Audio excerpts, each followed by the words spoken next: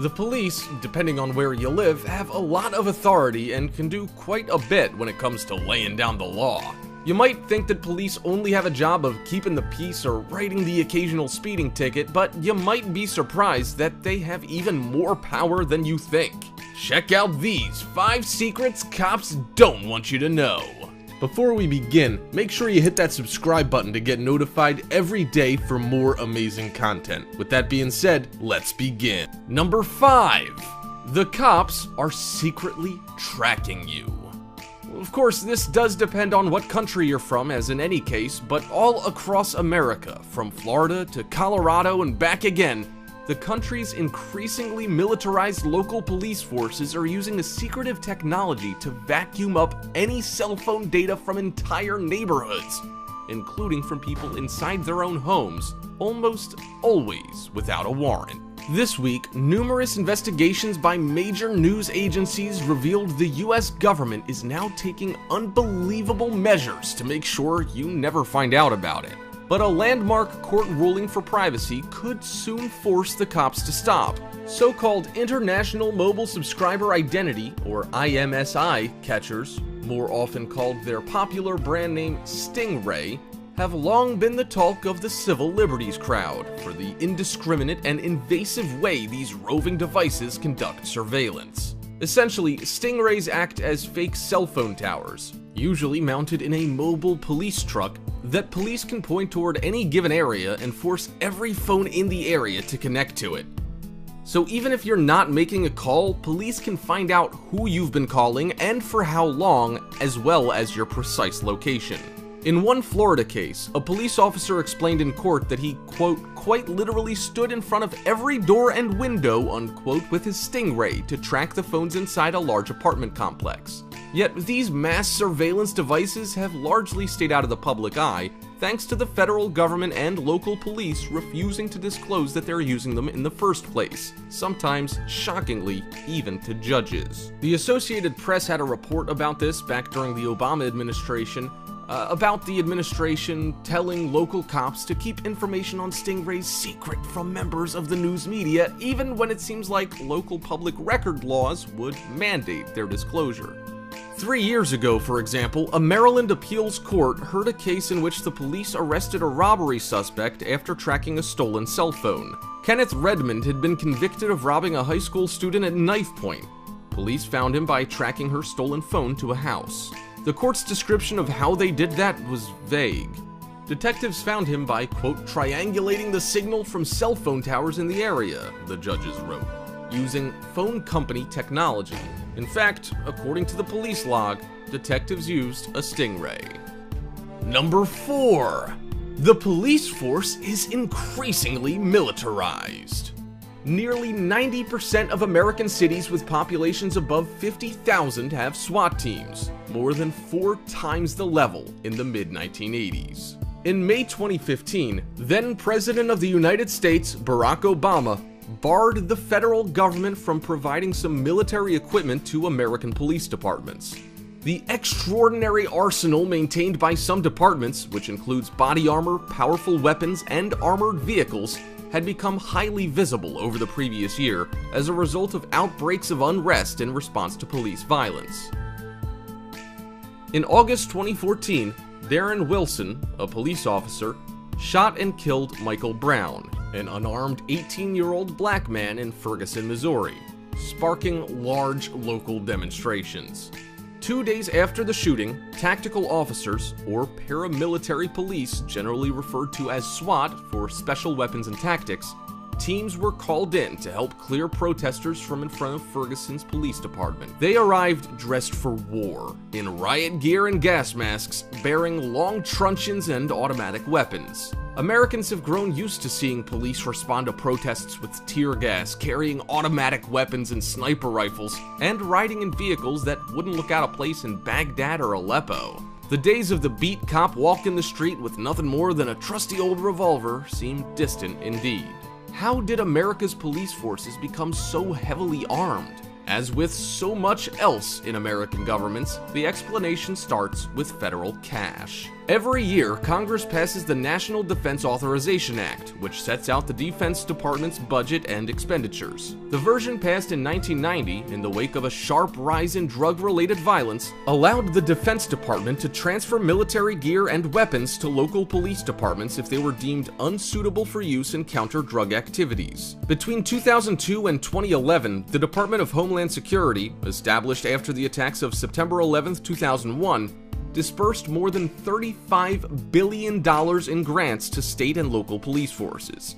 In addition, the 1033 program allows the Defense Department to distribute surplus equipment to local police departments for use in counterterrorism and counter-drug activities. The American Civil Liberties Union found that the value of military equipment used by American police departments had risen from $1 million in 1990 to nearly $450 million in 2013. Number 3. Many complaints against police officers are destroyed.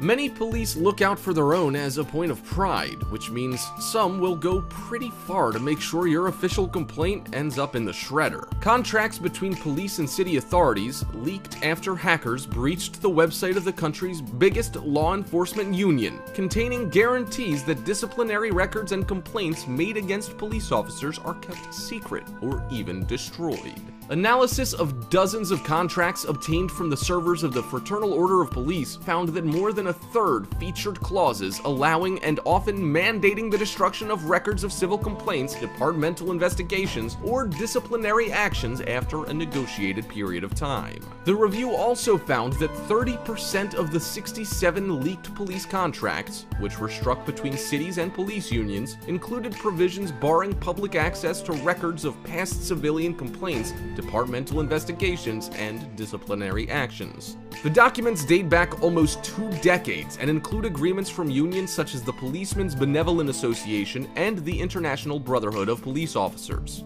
Many contain numerous recurring clauses that slow down misconduct investigations, prevent public access to complaints and disciplinary records, and enable the destruction of complaints and disciplinary records after a negotiated period of time. At least as recently as 2007, if an officer in Independence, Missouri was, quote, involved in a shooting incident, that officer could not be interrogated for at least 12 hours, nor be treated a suspect unless local authorities thought there was reasonable suspicion or probable cause that a crime had been committed. This protocol was mandated in the local police union's contract in a clause specifically designed for officer-involved shooting investigations.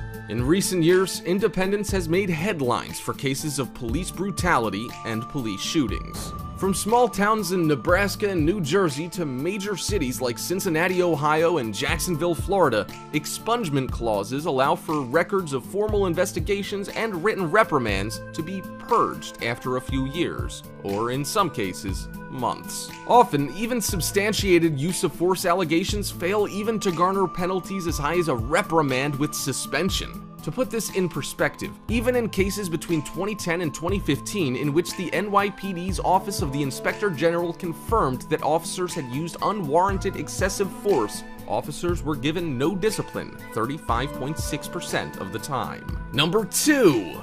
You have more rights than you probably realize. Many Americans have only the faintest knowledge of their rights regarding encounters with local law enforcement, which only affords the police more power. Let's start with the Constitution, shall we? Specifically, the Fourth Amendment, which states the right of the people to be secure in their persons, houses, papers, and effects against unreasonable searches and seizures shall not be violated, and no warrants shall issue but upon probable cause, supported by oath or affirmation, and particularly describing the place to be searched and the persons or things to be seized. In layman's terms, it says the police can't go through your stuff, though this right is illegally violated to some degree on a daily basis. You are protected by this amendment even if you're not a US citizen. It's also important to know that a police request is not in order, and you have every right to ask for clarification in this regard. For example, you don't have to roll down your window fully unless ordered. You may legally film police officers, though many certainly would prefer you didn't. You don't have to answer incriminating incriminating questions, nor do you have to consent to a search without a warrant. If you politely refuse a search and the cop claims he'll call a K-9 unit, you have every right to ask, am I being detained or am I free to go? All of these examples are merely the tip of the iceberg, so it never hurts to brush up on your constitutional and state-mandated rights. At the same time, remembering a little class and respect while dealing with a cop, or with anyone else for that matter, can go a long way. Number 1. They make mistakes all the time.